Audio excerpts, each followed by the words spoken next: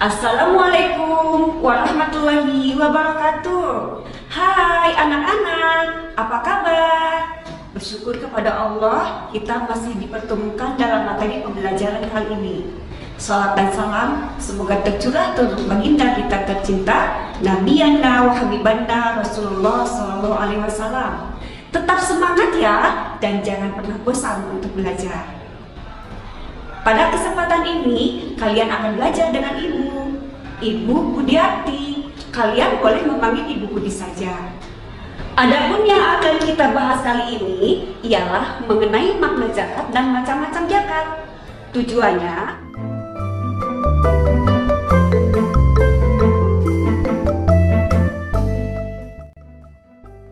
baiklah, sebelum materi pembelajaran kali ini kita mulai, kita berdoa sama-sama dulu yuk. Doa sebelum belajar. Bismillahirrahmanirrahim. Rabbi zidni ilma warzuqni fahma. Amin.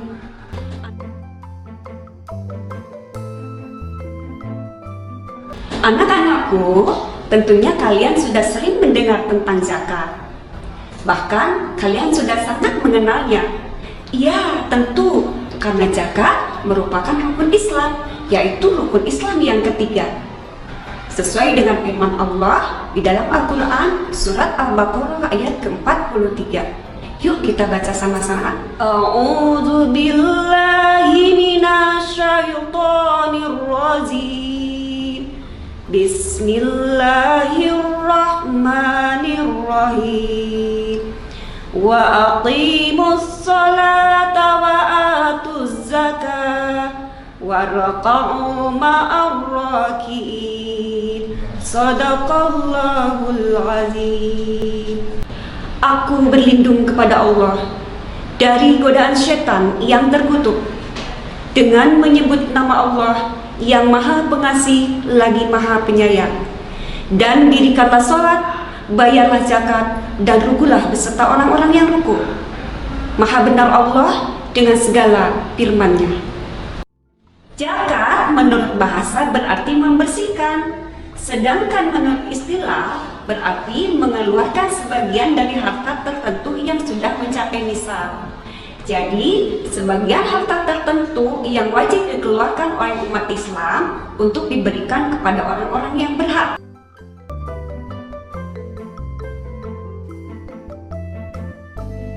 Pada masa Nabi, zakat fitrah tidak serta-merta diwajibkan pada bulan Ramadan. Selama 13 tahun hidup di Mekah sebelum hijrah, Nabi Muhammad telah 13 kali mengalami Ramadan, yaitu dimulai dari Ramadan ke-41 kelahiran Nabi yang bertepatan bulan Agustus 610 Masehi, hingga Ramadan tahun ke-53 dari kelahirannya yang bertepatan dengan bulan April tahun 622 Masehi. Perintah zakat mulai diberlakukan setelah Nabi hijrah ke Madinah dan menetap selama 17 bulan. Di sana turunlah ayat ke-183 dan 184 surat Al-Baqarah, tepatnya pada bulan Sya'ban tahun kedua Hijriah. Ayat inilah yang menjadi dasar disyariatkannya saum bulan Ramadan. Tak lama setelah itu, dalam bulan Ramadan tahun itu pula, mulai diwajibkan zakat kepada kaum muslimin. Hal ini berdasarkan pada hadis Rasulullah Shallallahu Alaihi Wasallam memerintahkan kepada kami untuk mengeluarkan shadaqah fitr, yaitu zakat fitrah, sebelum perintah zakat atau zakat harta. Hadis riwayat Nasa'i. Demikian juga seperti yang diterangkan oleh Ibnu Umar.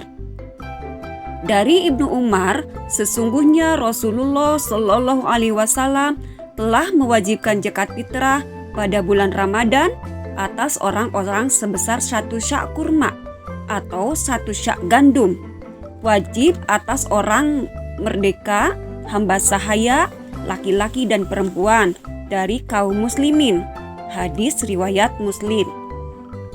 Zakat inilah yang kemudian populer dengan sebutan zakat fitrah. Selanjutnya, Ditetapkan pula perintah zakat harta atau zakat mal sebagai penambah zakat fitrah yang telah diperintahkan sebelumnya. Sebagian ulama berpendapat bahwa perintah ini juga turun pada tahun kedua Hijrah. Nah, anak-anak, itulah sejarah singkat diwajibkannya membayar zakat.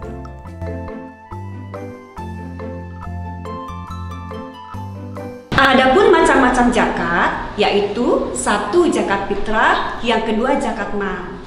Zakat fitrah yaitu zakat yang wajib dikeluarkan oleh orang muslim menjelang Idul Fitri pada bulan Ramadan. Besar zakat ini setara dengan 2,5 kg beras atau 3,5 liter beras per jiwa yang diberikan kepada lembaga-lembaga penyalur zakat atau kepada orang-orang yang berhak dan membutuhkannya.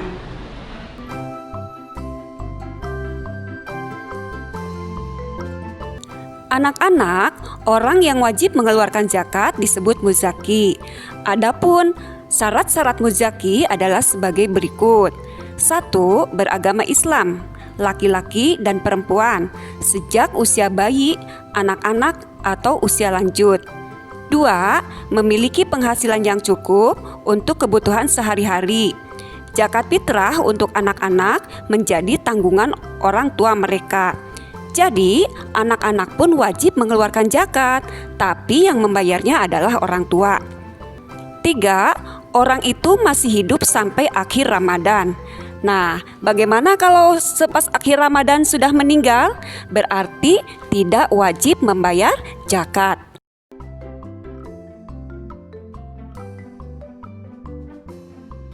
Anak-anak, kalian pun harus tahu waktu untuk membayar zakat fitrah.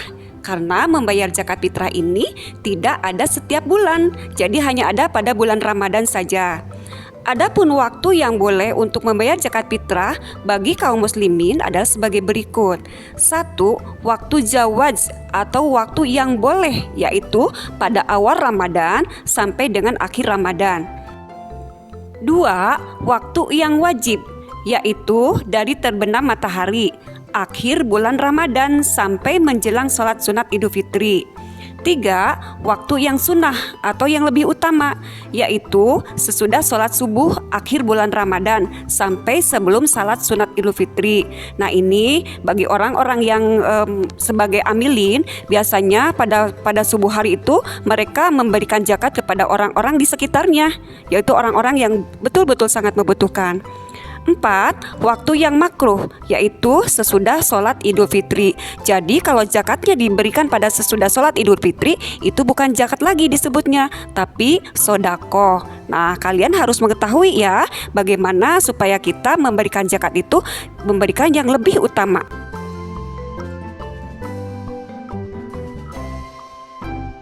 Zakat mal atau zakat harta, yaitu zakat yang dikeluarkan oleh orang muslim yang mencakup hasil perniagaan, pertanian, pertambangan, hasil laut, hasil ternak, hasil temuan emas dan perak. Bagaimana dengan barang temuan? Barang temuan tidak mensyaratkan baik haul lama menyimpannya maupun nisab atau jumlah minimal untuk kewajiban zakat. Sementara kadar zakatnya adalah sebesar 20% dari jumlah harta yang ditemukan.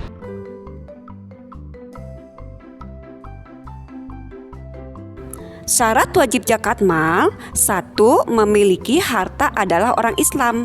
Jadi kalau bukan orang Islam tidak wajib zakat, dan harta pun harus sudah mencapai nisab. 2. Pemilik harta telah balik dan berakal atau tidak gila. Jadi kalau anak kecil, bayi itu tidak wajib membayar zakat. 3. Harta tersebut termasuk dari jenis-jenis harta yang wajib dizakati sesuai yang sudah Ibu terangkan sebelumnya. Jadi kalau seperti pakaian, sepatu, atau harta-harta yang di rumah yang kalian pakai sehari-hari itu tidak wajib dizakati.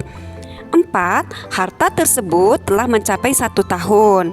Kalau belum mencapai 1 tahun, berarti belum diwajibkan untuk membayar zakat. 5. Harta tersebut milik sendiri. Nah, misalnya kalian dititipin oleh ibumu emas batangan yang sudah melebihi nisab, berarti harta tersebut bukan kalian yang harus membayarnya, tapi ibumu sendiri yang wajib menzakati harta tersebut. Paham kan?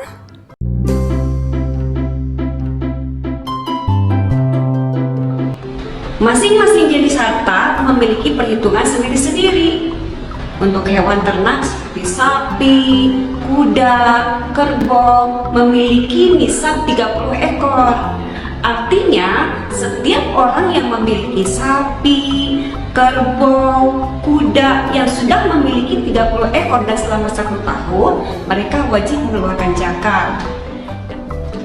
Untuk harta emas, jika sudah mencapai 20 dinar atau sekitar 85 gram atau 200 dirham setara dengan 672 gram perak, dalam setahun dikenakan wajib pajak sebesar 2,5% dari total harta yang dimiliki.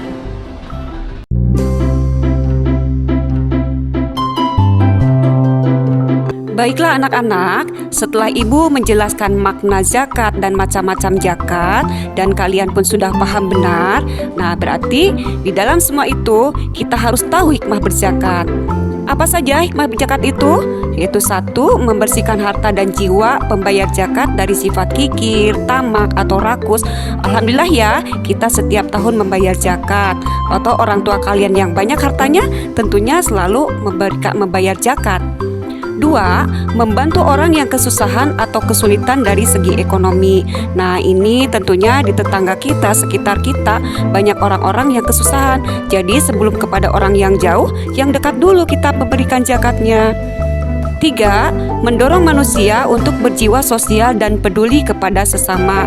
Nah, di sini juga kita harus berpikir kalau kita seperti itu, kita kekurangan, pasti ada orang lain yang menolong kita karena kita selalu menolong orang lain, tentunya dengan membayar zakat. 4. Mendorong manusia untuk bersikap jujur dan bertanggung jawab atas harta yang dimilikinya. Kita kan tahu ya, harta itu pemberian dari Allah. Jadi kalau pemberian dari Allah, kita harus selalu bersyukur, membagi kepada orang-orang yang membutuhkan, yaitu dengan membayar zakat. 5. Mengingatkan manusia bahwa harta dan kekayaan hanyalah titipan dari Allah Subhanahu wa Ta'ala. Nah, kalau kita diberikan harta yang banyak, tentunya kita bersyukur ya, dengan mengucapkan alhamdulillah, memberikan kepada orang lain yang membutuhkan. Jadi kita memberikan itu, harta kita tidak akan berkurang, bahkan Allah akan memberikannya lebih banyak lagi. Nah, demikianlah anak-anak hikmah dari membayar zakat. Mudah-mudahan kalian paham ya dan bisa melaksanakannya.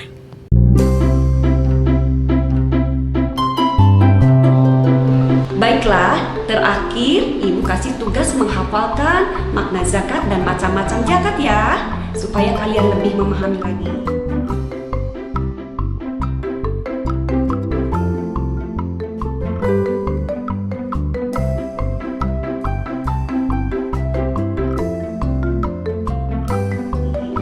Kita tutup pertemuan ini dengan mengucapkan hamdalah bersama-sama.